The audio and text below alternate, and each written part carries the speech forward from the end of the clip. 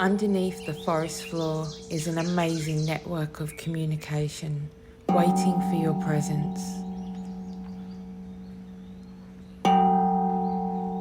The trees communicate with each other through their root system.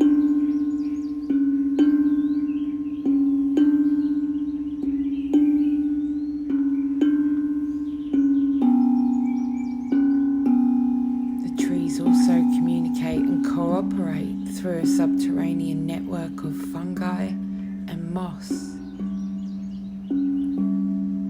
Nature practices its own reciprocity as it shares resources and information through their underground communication network. Nature behaves as a single organism, as one. All connected to this communication network are in a mutually beneficial relationship. You're invited next time you're in nature to consider what is below the soil, the leaves and the moss that carpet the ground.